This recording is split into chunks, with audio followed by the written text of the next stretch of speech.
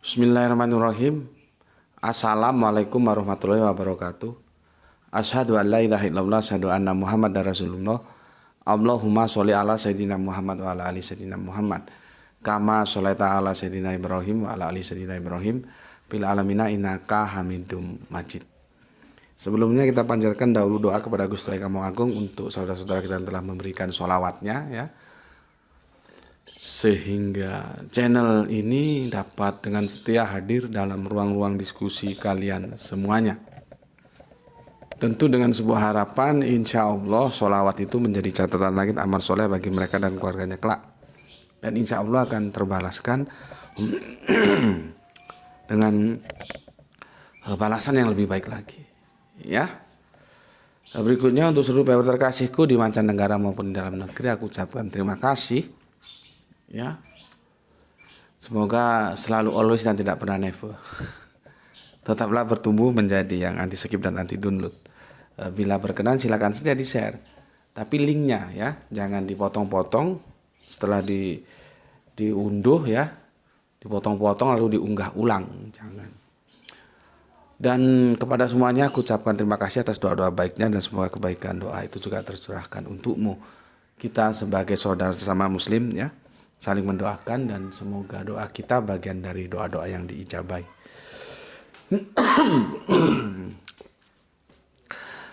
Ini kelanjutan dari seri yang ke-1 pertama ya. Jadi kita akan unggah 3 seri. Ini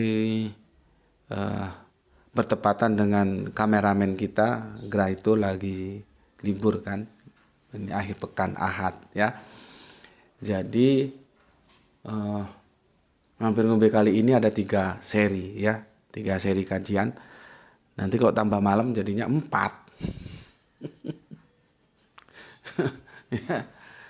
Ya kita coba aja lah ya, trial dan error sampai di mana kemampuannya ya para viewer ini untuk mengikuti. Karena kalau nggak aku aktualisasikan dalam video, dia hilang juga jadi eman-eman kata orang Jawa, sayang, menjadi mubazir ya.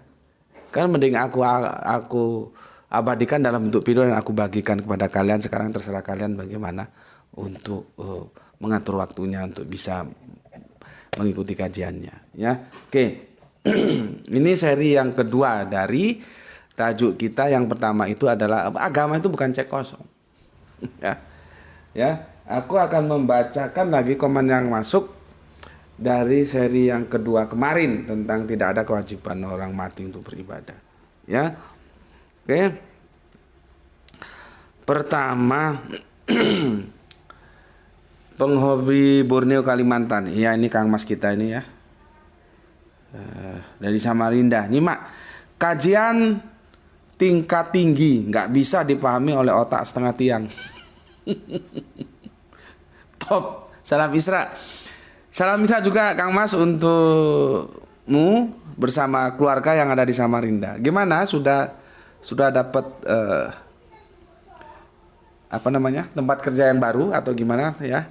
Mungkin bisa diinfokan, dan aku ngajak kepada semua saudara-saudaraku di sini, kita doakan bersama semoga Kang Mas penghobi Borneo Kalimantan mendapatkan tempat kerja yang baru ya.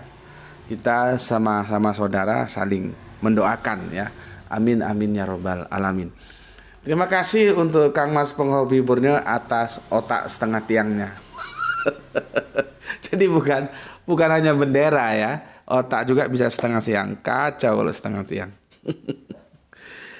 Sola Gracia, benar tak ada gunanya ibadah bagi orang mati. Betul. Nah, ini mantap juga ini, Sola Gracia ya.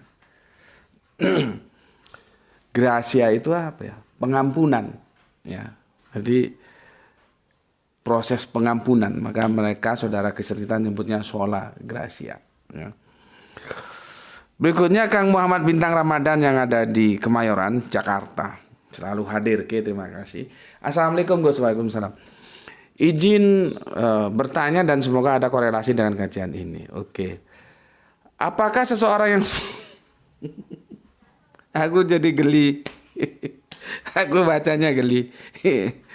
Karena Publik memahaminya seperti itu. Padahal itu nggak rasional banget. Ya.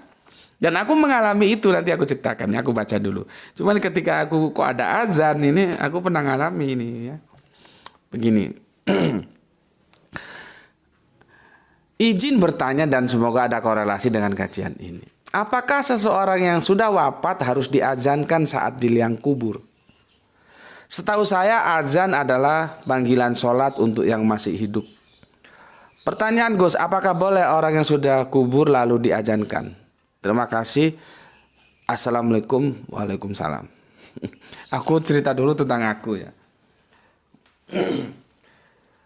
Kan aku sudah sampaikan ya sekilas ya bahwa bapak dan mamaku kan sudah almarhum ya, dan lebih dahulu bapak ya, dan bapak itu tidak mengikuti dengan jelas masa-masa transisiku dari anak jalanan menjadi anak semoga tidak jalanan gitulah ya. Nanti kalau bilang anak pondokan juga nggak pernah mondok. Intinya aku nggak tahu jelas apakah bapak almarhum ya itu tahu kalau aku sudah menekuni atau masuk dalam habitat dakwah atau belum, itu aku nggak tahu. Karena beliaunya sudah mulai pikun. Kalau mama alhamdulillah tahu. Mama itu tahu persis. Bahkan mama kadang-kadang aku kadang-kadang berpikir kira-kira apa yang diucapkan mama itu tembus ke dalam hatinya enggak ya? Atau dia hanya sekedar menghibur aku gitu. Jadi ketika kami berdua di dapur, itu kan aku kan seneng masakan mama, misalkan nasi goreng dan segala macamnya itu. Mamaku itu kadang-kadang tanpa ada apa-apa ngomong begitu gitu ya. Jadi aku curiga, ini mama apakah tembus dalam hatinya, jadi apa yang diucapkan itu yang dalam hatinya, atau mama sedang mengobati kekecewaannya juga kekecewaanku. Itu yang aku tidak tahu dan aku tidak berani tanya. Aku hanya iya. Jadi begini. Biasanya itu kalau kami berdua di dapur tuh ya, mama masak goreng telur apa sayur gitu loh.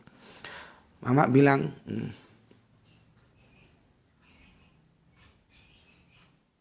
mama nggak masalah, mama bangga sama kamu. Kamu sekarang aktif di dakwah karena nanti juga toh itu bisa membahagiakan mama. Nah, aku nggak tahu apakah itu tembus dalam hati mama, memang mama berpikiran seperti itu, atau mama itu ingin menghiburku dan menghibur mama sendiri.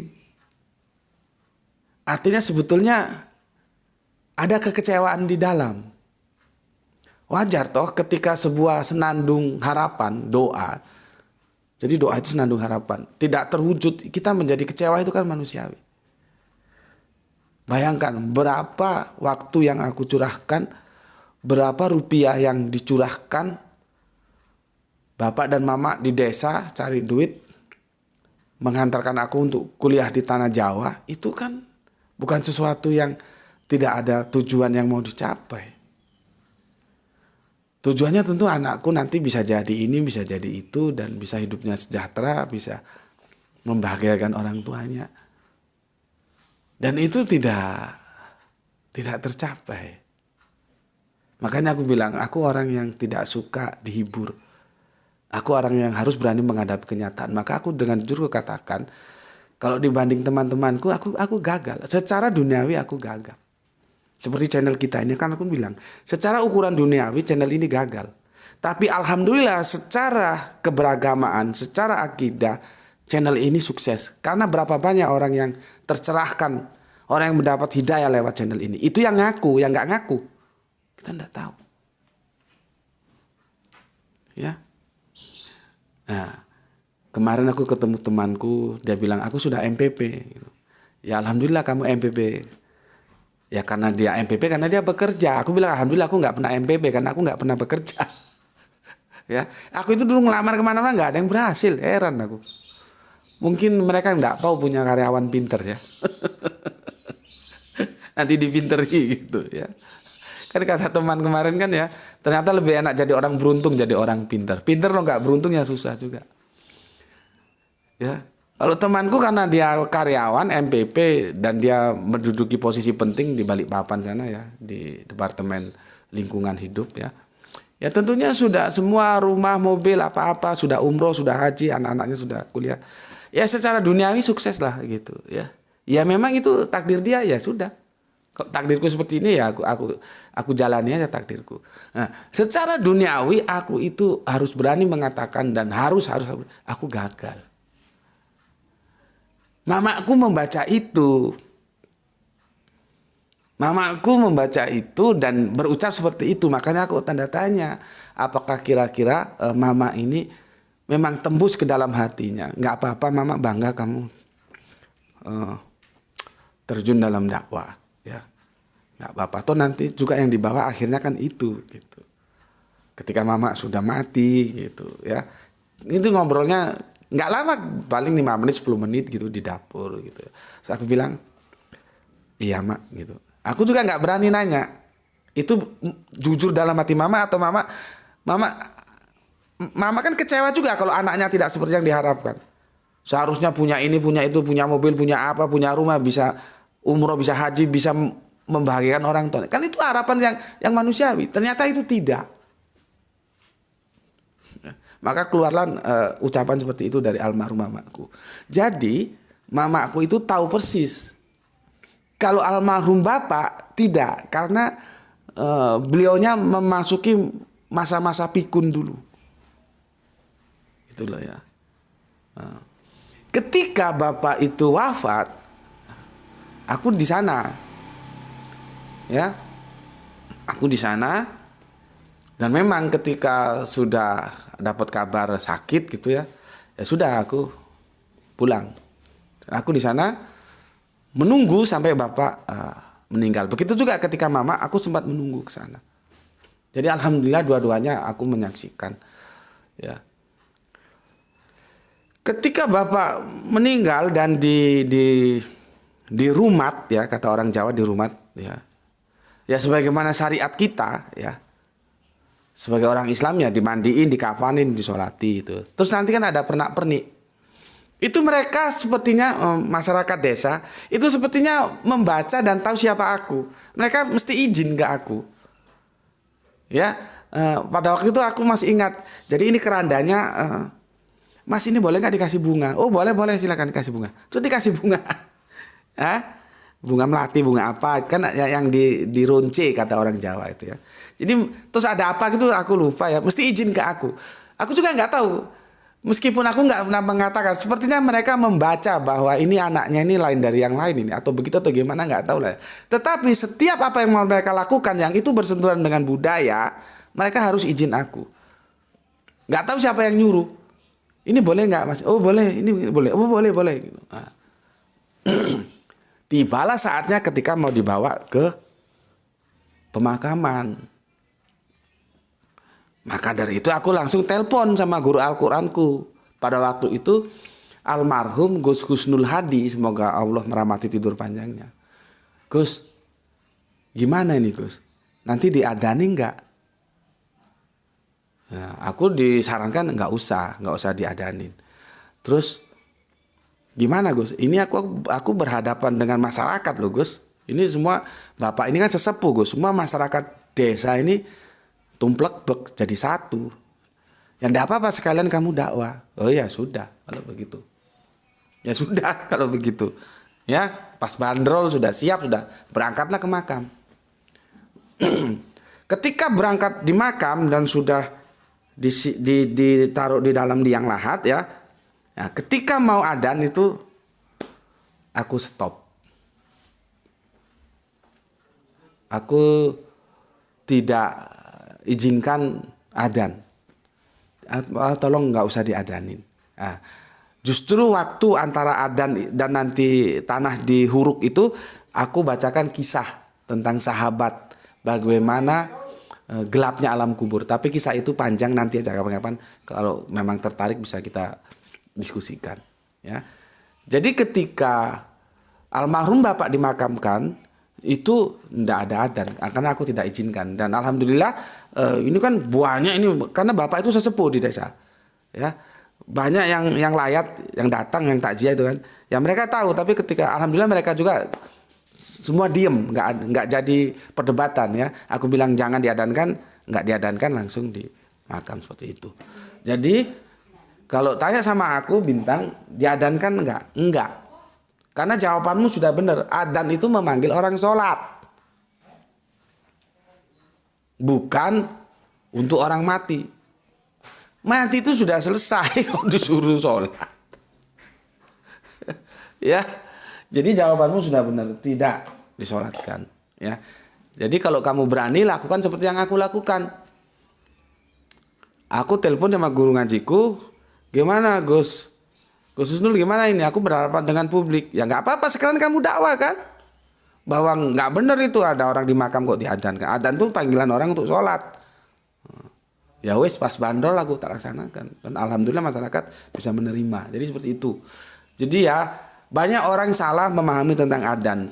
Dan aku pernah cerita banyak teman dari, pada waktu itu aku diskusi dari teman Kejawen. Dia bilang itu manggil Tuhan kok keras-keras. Jadi dikirain adzan itu manggil Tuhan. Ya ada yang menganggap adzan itu manggil Tuhan. Coba gimana? Kalau mereka langsung tanya sih bagus. Yang repotnya langsung memponis itu Tuhannya orang Islam itu buta, tuli gitu. Kan jadi repot ya. Jadi substansinya pahami dulu ya. Adzan itu kalimat-kalimatnya itu apa? Terjemahkan coba. Nggak ada kaitannya dengan kematian. Itu memanggil orang, hai manusia-manusia, sudah masuk waktu sholat gitu loh. Ya, terus orang mau dimakamkan, mau diuruk, dibaca itu apa hubungannya? Nggak ada, ya. Oke, itu jawabannya untuk Muhammad Bintang Ramadan. Semoga bisa diterima ya. Jadi nggak ada ceritanya diajankan. Oke, mumpung kita bicara azan, aku kasih PR untuk kalian semua. Kalian tahu tahrim ya? Tahrim tahu kan? Sebelum azan itu ada tahrim dulu. Nah, coba sih kalau kamu bisa, kalau enggak minta bantuan teman-temanmu yang bisa atau guru-guru atau ustadz situ. Coba terjemahkan tahrim itu apa? Aku setelah dikasih tahu sama Ustadz Ahmad ya, sahabatku yang memang jago Al-Qur'an ya, jago Al-Qur'an dan jago bahasa Arab. Jadi bahasa Arabiun jago, bahasa Al-Qur'an jago. Aku kaget ya. Nah, sekarang coba tahrim itu kamu terjemahkan itu nanti artinya apa? Ya. Oke, itu PR-nya ya. Kemudian Kang Norman Padela ya. Assalamualaikum Gus, mohon dibantu untuk kilas balik sejarah haji dari umat-umat terdahulu. Ya aku nggak janji lah ya. Cuman referensinya itu berat itu. Ya. Umat-umat terdahulu itu maksudnya parameternya yang mana? Gitu ya. Oke. Aku nggak janji ya. Berikutnya Kang Didi, nyimak Gus 2 kali tayang, alhamdulillah, salam Isra. Salam Isra juga untukmu Kang Mas Didi. Kira itu jangan sampai kelewatan. Kemudian Freedom Karangploso Ekstrus Jabar. Oh iya, aku baru ingat. Karangploso itu dari rumahku sini sekitar nggak jauh lah ya. Perbatasan, tapi dia ikut Kabupaten Malang Batu. Tetapi sekarang ada di mana ini? Di Jawa Barat ya. Nyimak sambil bahagia melihat anak bermain berenang mumpung libur Pak. Salam Isra Pak Guru. Oke, salam Isra juga untukmu Freedom ya. Semoga semuanya selalu dalam kasih sayang Gusti Allah Kang Agung yang tengah berlibur bersama keluarga. Berikutnya Kang Mas Wahyu, assalamualaikum Brebes hari Jumat Gus. Salam Isra. Oke, terima kasih. Kang Mantan Sarpir, terima kasih ya. Semoga selalu standby ya. Assalamualaikum warahmatullahi wabarakatuh. Taneh karo nyimak GM. Oke, terima kasih. Kemudian Kang Samsul Yatim, gelar tikar Gus. Salam Isra. Perkara sholat Jum'ah, sholat Id, Fitri dan Adha sama-sama wajib tapi banyak kelonggaran. Analoginya seperti kita merayakan hari kemerdekaan, kita wajib merayakannya, bukan sunnah merayakannya.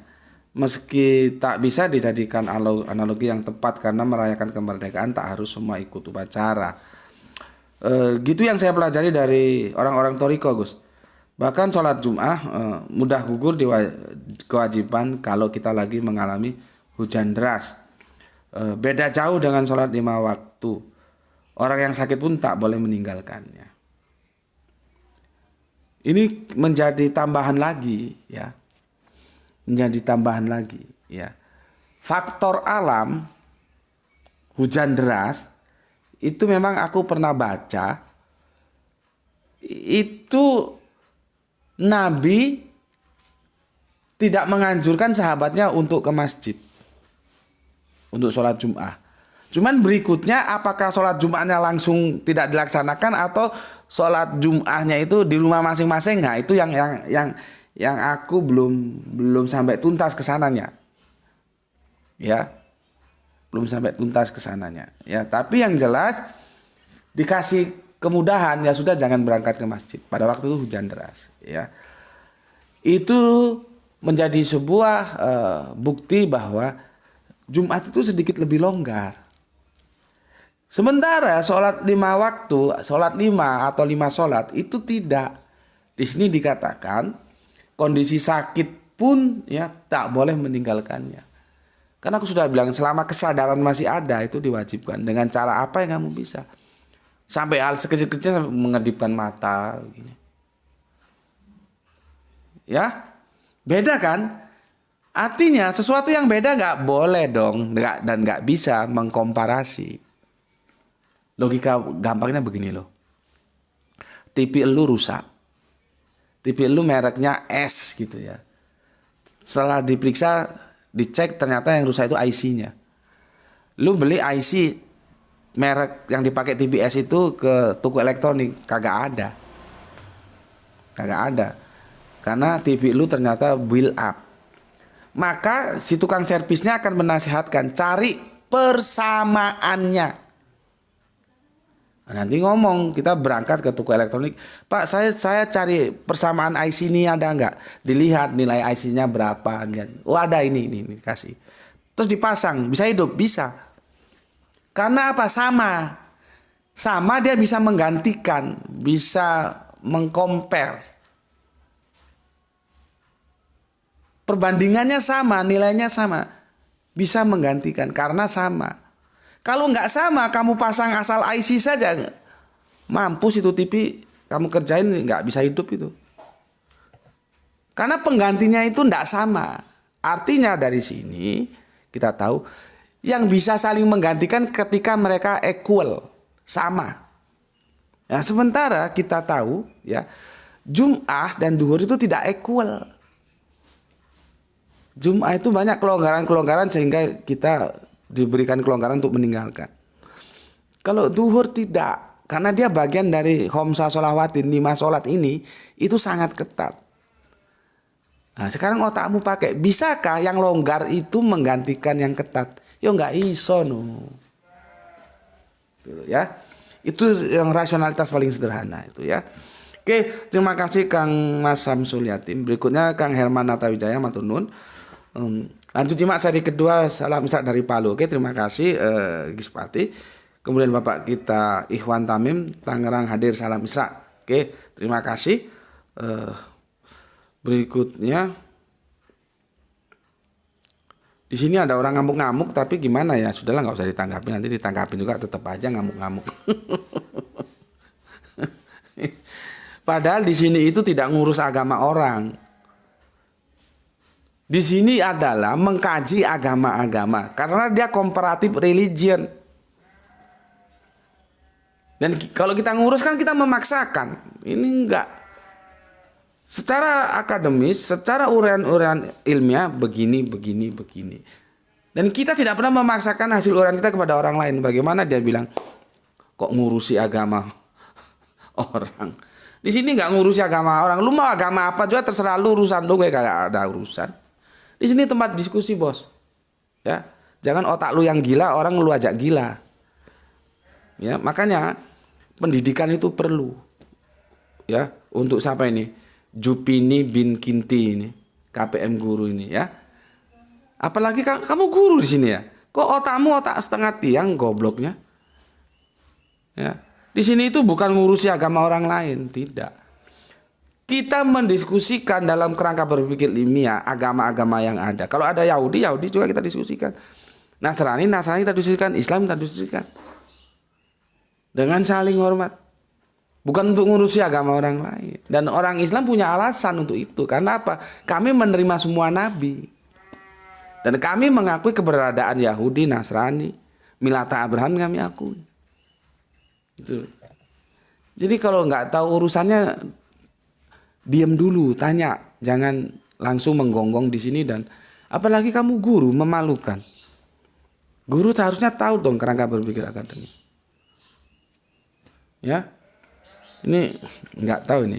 Semoga gonggongan dia juga itu ditujukan kepada teman-teman dia sendiri. Kan sekarang sudah terbuka sih. YouTube aja lihat channel itu. Ada nggak orang lain yang juga membicarakan Islam? Banyak. Ya. Oke. Aku kira sudah ya. Ini dulu ya. Sudah, aku tidak punya utang. Sudah aku bacakan semua. Dan aku ingatkan, ini seri kedua, nanti masuk ke seri ketiga, ya. Oke, sini dulu. Bismillahirrahmanirrahim, ya. Jaga Allah, jaga kanjeng Nabi, jaga Islam, jaga sholatmu, jadi bingkai imanmu. Tapi tetap memberi hormat kepada saudara kita yang lain, ya. Tetap beri hormat. Semoga kita mendapatkan keberuntungan ya, rezeki yang barokah dan kesehatan yang prima. Aku ingatkan, seri 1 sudah, sekarang seri 2, setelah ini seri 3 ya. Jadi ada 3 seri. Bismillahirrahmanirrahim. Alhamdulillahirabbil alamin.